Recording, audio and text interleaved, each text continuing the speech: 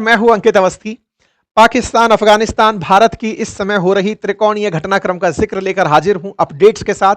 पाकिस्तान अफगानिस्तान की सुर्खियां इस समय हैं कि पाकिस्तान अफगानिस्तान के बीच में जो चल रहा क्लैश था, जिसमें पाकिस्तान ने सीजफायर का वायलेशन किया था, जिसके चलते पक्टिका के अंदर 3 क्रिकेटर्स की मौत हुई थी, यह हम आपको जानकारी दे चुके हैं। उसके बाद में आगे बढ़ते हुए आसिम मुनीर की हाल ही में दी गई भारत को धमकी, भारत के द्वारा पाकिस्तान को दिया गया जवाब, साथ ही साथ में पाकिस्तान अफगानिस्तान के बीच जो चल रहा है पिछले एक हफ्ते से लगातार हम उस पर अपडेट आप लोगों को दिए जा रहे हैं। ताजा ताजा अपडेट यही था कि सीज फायर जो 15 अक्टूबर को हुआ था, पाकिस्तान ने 48 घंटे से पहले ही सीज फायर तोड़ते हुए अफगानिस्तान के पक्टिका पर गोलियां चला दी, सीज फायर तोड़ दिया, अपनी तरफ से हमला कर दिया, जिसमें कि 3 अफगानी क्रिकेटरों की मौत हो गई थी। हमने इस पर आपको सेशन के अंदर जानकारी दी थी और बताया था कि पाकिस्तान के द्वारा इस पूरी घटना के लिए भारत को जिम्मेदार ठहराया गया, यह कहते हुए कि अफगानिस्तान भारत का प्रॉक्सी बनकर काम कर रहा है, यानी कि इंडियंस जबरदस्ती उनके माध्यम से हमको नुकसान पहुंचवाने का प्रयास कर रहे हैं। Taliban is being sponsored by Delhi, ऐसा पाकिस्तान के द्वारा हम पर ब्लेम किया गया। इनके रक्षा मंत्री जो ख्वाजा आसिफ हैं, उन्होंने भारत के लिए यही कहा कि आने वाले 2 फ्रंट वॉर के लिए इंडिया भी तैयार रहे, क्योंकि आने वाले समय में ये चीजें आगे बढ़कर आ सकती हैं। कुल मिलाकर के मुत्तकी की भारत यात्रा 7 दिन की जब हुई और भारत के विदेश मंत्री से उनकी मुलाकात हुई, तो उन्होंने इसे ऐसे ही लिया कि वहां से मोटिवेशन लेकर के भारत पाकिस्तान पर इन्होंने हमला किया है। रक्षा मंत्री ने साफ साफ आरोप लगाया पाकिस्तान की तरफ से कि तालिबान के फैसले अब दिल्ली से हो रहे हैं। अपने मीडिया में इनके ये बयान काफी ज्यादा चर्चा में है। रक्षा मंत्री के बयान के बाद में यहां के सो कॉल्ड जो फील्ड मार्शल हैं, उनका बयान निकल कर आता है और वो कहते हैं कि पाकिस्तान आर्मी चीफ ने कहा है कि इंडिया डिसिसिव रेस्पॉन्स के लिए तैयार रहे अगर वो कोई ऐसा उकसावे का काम करती है। मतलब पाकिस्तान के पास ऐसे हथियार हैं जो भारत में कहीं भी जाकर हमला कर सकते हैं और भारत ये गलतफहमी ना पाल ले कि वो बहुत बड़ा है तो इसलिए महफूज है। नहीं, जल्द खत्म हो जाएगा, उसकी इस तरह की चीजों को नहीं सोचना चाहिए और परमाणु शक्ति वाले माहौल में इस तरह जंग के माहौल नहीं होने चाहिए। आसिम मुनीर का यह बयान आपको भी सुनना चाहिए। Decisive blow to the adversary. Should a fresh wave of hostilities be triggered, Pakistan would respond much beyond the expectations of the initiators. With diminishing distinction between combat and communication zones, the reach and lethality of our weapon systems will shatter the misconceived immunity of India's geographic vastness. The deeply hurting retributive military and economic losses inflicted will be much beyond the imagination and calculations of the perpetrators of chaos and instability. I advise and firmly caution. इन्होंने अपनी फर्जी बातें फेंकते फेंकते पुराने दावे फिर से दोहराए, जिसमें इनका कहना था कि ऑपरेशन बुनियान उन मारसूज जिसके अंदर भारत ने जब ऑपरेशन सिंदूर चलाया था, जिसके बदले में इन्होंने चलाया, इनके अनुसार पाकिस्तान वो जीता था।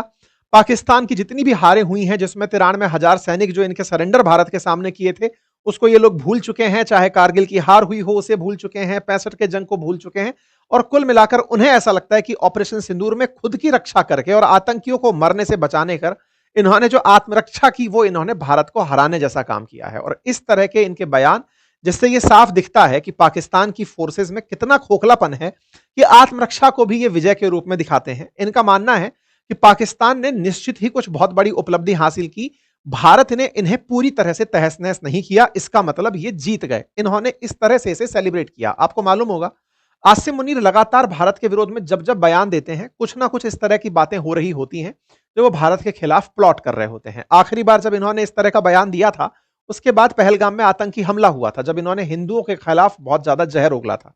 इसी कारण से भारत को ऑपरेशन सिंदूर चलाना पड़ा और इनके बहुत से ठिकानों पर एयर स्ट्राइक करने पड़ी। और उस एयर स्ट्राइक के नमूने अब इंटरनेट चिल्ला चिल्ला कर बताता है, सब जगह ये उपलब्ध है, पूरी तरह से दुनिया इस बात को मानती है, तस्वीरें उपलब्ध हैं इंटरनेट के माध्यम से, सैटेलाइट्स के माध्यम से, कि पाकिस्तान को बहुत नुकसान हुआ था। हमने इनके बहुत ही प्रोमिनेंट एरियाज जो इनके सुरक्षित मानने वाली जगह हैं, उन सभी जगह पर इनको नुकसान पहुंचाया था। खैर, आसिम मुनीर को अपनी पाकिस्तान की जो आवाम है उसको बेवकूफ बना करके मोटिवेशन अगर ढंग का मिलता है तो वो उस काम को बखूबी निभा रहे हैं। पाकिस्तान ने इस बात को ऐसे लिया था कि हमने इनके एक राफेल को नुकसान पहुंचाया है, जबकि डसॉल्ट एविएशन के खुद सीईओ ने इसे कहा कि तकनीकी खराबी से हमारा एक राफेल कभी गिरा था, जो पाकिस्तान की वजह से नहीं था। तारीखें भी अलग हैं, लेकिन पाकिस्तान इस बात पर खुश है कि राफेल को नुकसान पहुंचाया गया। खैर, भारत ने अपनी तरफ से सारे उन S-400 के केंद्र जो हैं या राफेल जहां पर हैं, उन सब जगह प्रधानमंत्री की विजिट देखी, प्रधानमंत्री का वहां होना देखा कि S-400 पूरी तरह सुरक्षित है। लेकिन हाँ, चूंकि इसके झूठ में पाकिस्तान को अमेरिका का साथ मिला, तो उस बात को वो लोग बखूबी आगे बढ़ाते चले गए। पाकिस्तान ने अपनी तरफ से जिस तरह से ट्रंप को रिश्वत दी, वो सबके सामने है।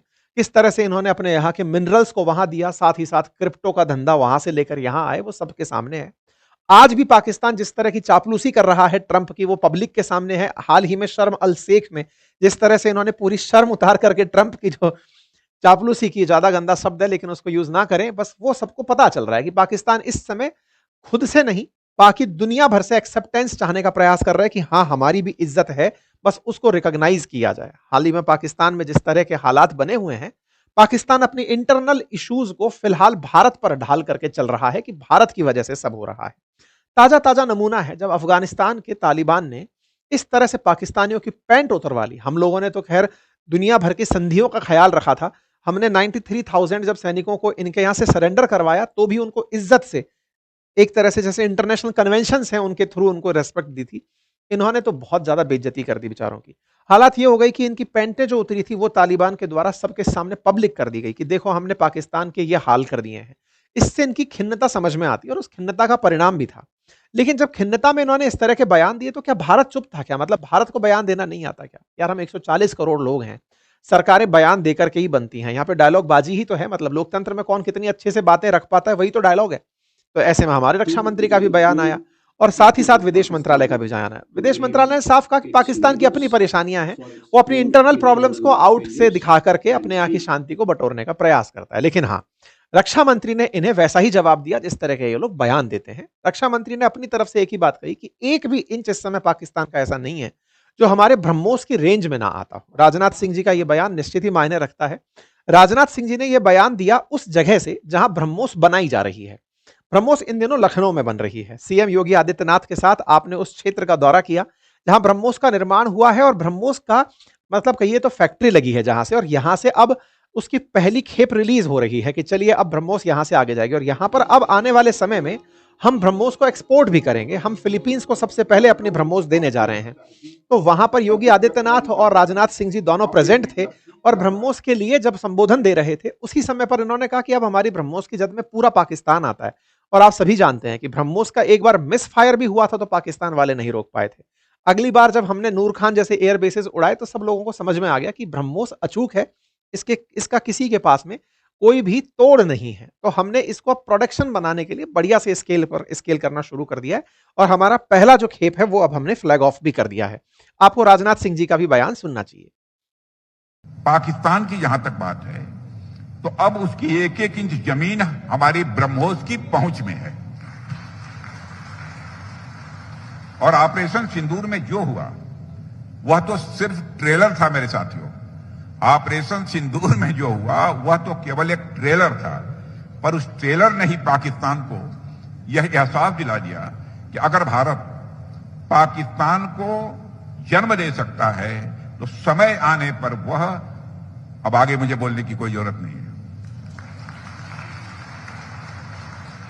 आप सब खुद समझदार हैं। आपको बता दें कि फिलहाल लखनऊ के अंदर ब्रह्मोस एरोस्पेस यूनिट का उद्घाटन जो 5 महीने पहले हुआ था, वहां per unit missile integration, testing और क्वालिटी एग्जामिनेशन जैसी आधुनिक सुविधाएं उपलब्ध हैं। और यहां पर डीआरडीओ के साथ में रूस की जो कंपनी है एनपीओ मशीनो स्ट्रोयनिया, ये मिलकर के काम करती हैं और ब्रह्मोस का निर्माण करती हैं। और फिलहाल हमारी जो ब्रह्मोस है वो हमारी तीनों सेनाओं के लिए, थल सेना हो, नभ सेना हो, जल सेना हो, सबके लिए काम कर रही है, नौसेना के लिए काम कर रही है। ऐसे में फिलहाल हमारे एक्सपोर्ट के ऊपर हमारा विचार है, अर्थात भारत अब ब्रह्मोस को एक्सपोर्ट करने पर विचार कर रहा है। और ऐसे में यदि ब्रह्मोस हमने दिवाली के शुभ अवसर पर इन्हें दी होती तो शायद पाकिस्तान के पास इतने बयान भी ना होते और अफगानिस्तान से चली ब्रह्मोस पाकिस्तान को सही से जवाब दे देती। खैर, अफगानिस्तान ने अपने पुराने अंदाज में पाकिस्तान को जवाब दिया, वो सबके सामने है। इसी बीच में इन दोनों के बीच में एक ऑफिशियल सीज फायर भी हुआ। दोनों देश पहुंचते हैं कतर के अंदर, कतर में दोहा में दोनों देशों के रक्षा मंत्रियों की मुलाकात होती है और एक सीज फायर अनाउंस हो जाता है कि दोनों देश अब शांति से रहेंगे। लेकिन तालिबान शांति से बैठने वाला नहीं है। तहरीक तालिबान जो टीटीपी है, तालिबान पाकिस्तान जो है, वो आने वाले समय के अंदर पाकिस्तान में निश्चित ही बड़े हमले प्लान करेगा, ऐसा प्रतीत होता है। अब तालिबान का भी उसे समर्थन होगा, चाहे फिर वो खुले में ना हो। ऐसे में तालिबान और पाकिस्तान के बीच की सीज फायर कितने दिन चलती है, ये देखने का विषय होगा। अमेरिका इस घटनाक्रम को किस तरह से लेता है, ये पाकिस्तान के हित में है या फिर अफगानिस्तान के हित में है, या फिर ये यहां से भी कोई डील निकालकर अफगानिस्तान का फेवर कर जाते हैं, वो भी आने वाले समय में देखा जाएगा। फिलहाल के लिए पाकिस्तान को ध्यान बटाने के लिए तालिबान के रूप में एक और देश मिल गया है, जहां पर वो अपना ध्यान बटाकर पब्लिक को अंगेज किए रख सकता है। भारत की तरफ से हालांकि ऑपरेशन सिंदूर 2.0 की तैयारियां पूरी तरह से हो चुकी हैं और कहा गया है कि अगर कुछ भी ऐसा होता है तो वो जबरदस्त होगा, इस बार किसी को अवसर नहीं दिया जाएगा। बाकी आप लोग इस विषय पर क्या सोचते हैं, अपनी राय जरूर दीजिएगा। ये ताजा अपडेट थे, सोचा आप तक साझा कर दिया जाए। फिलहाल के लिए इतना ही। दिवाली को बहुत ही हर्षोल्लास के साथ परिवारजनों के साथ आप सेलिब्रेट करें। बहुत बहुत धन्यवाद।